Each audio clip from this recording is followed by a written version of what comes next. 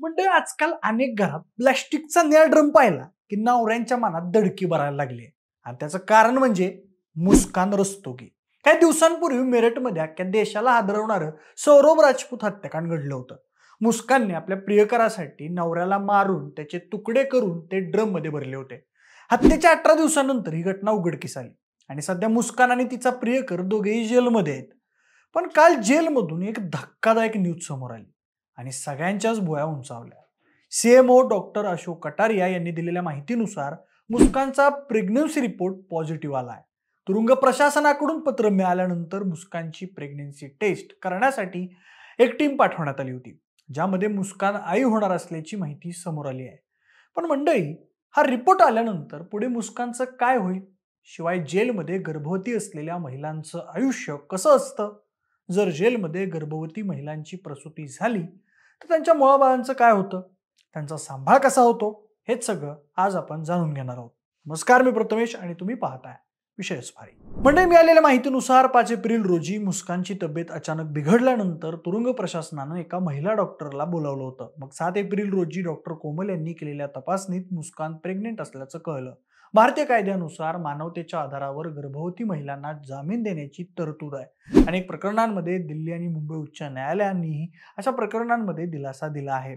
आता गर्भवती असल्यामुळे मुस्कानला जामीन मिळेल की नाही यावर तर्कवितर्क लढवले जात आहेत, कारण मुस्कानची केस रेअर ऑफ रेअर केस मानली जाते. या संवेदनशील परिस्थितीत तुरुंगात असताना जेव्हा महिला आरोपी गर्भवती होते तेव्हा भारतीय कायदा काय काय म्हणतो हे जाणून घेणं महत्वाचं आहे. भारतीय संविधानाच्या कलम 21 मध्ये प्रत्येक नागरिकाला जीवनाचा आणि वैयक्तिक स्वातंत्र्याचा अधिकार देण्यात आलेला आहे. हा अधिकार तुरुंगातील कैद्यांनाही तितकाच लागू आहे. याचा अर्थ असा की गर्भवती महिला कैद्याला योग्य वैद्यकीय सेवा, पोषण आणि सन्मानानं जीवन जगण्याचा अधिकार आहे.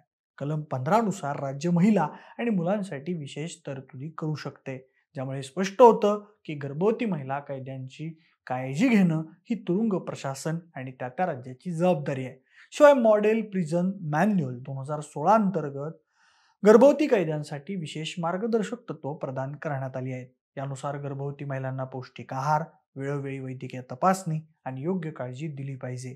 प्रसूतीच्या वेळी त्यांना हलकं काम द्यावं आणि वेळप्रसंगी रुग्णालयात नेलं पाहिजे असाही नियम आहे.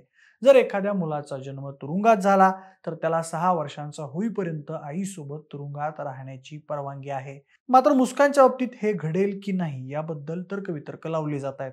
पण तरी आता तिला सुरक्षित वैद्यकीय सुविधा पुरवण्याची आणि तिच्या गर्भधारणेदरम्यान सर्व मानकांचे पालन करण्याची जबाबदारी तुरुंग प्रशासनाची आहे. याशिवाय राममूर्ती विरुद्ध राज्य आणि आर.डी. उपाध्याय विरुद्ध आंध्र प्रदेश राज्य यांसारख्या प्रकरणांमध्ये सर्वोच्च न्यायालयानं स्पष्ट केलंय की गर्भवती महिला कैद्याला सर्व मूलभूत सुविधांचा आणि सन्मानानं जगण्याचा अधिकार आहे.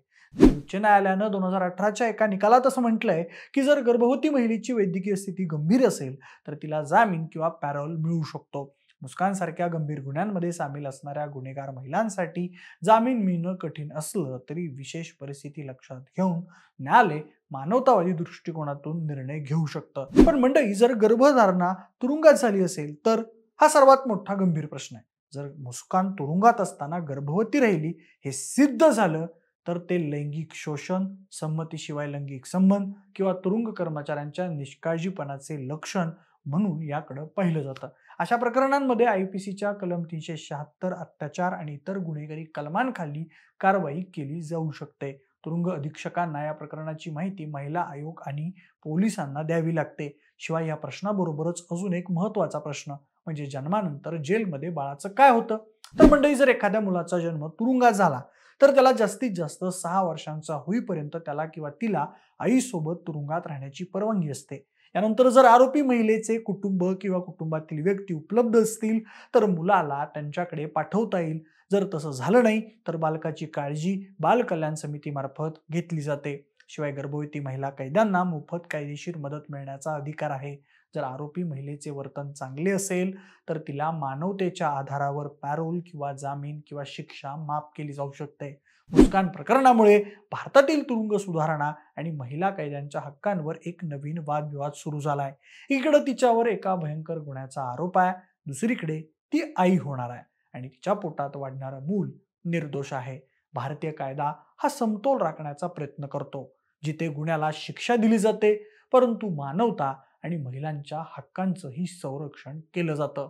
अशा प्रकरणांमध्ये समाज, न्याय व्यवस्था आणि तुरुंग प्रशासनानं संवेदनशीलता आणि जबाबदारीनं काम करणं आवश्यक आहे. गेल्या वर्षी पश्चिम बंगालमधून एक धक्कादायक माहिती समोर आली होती.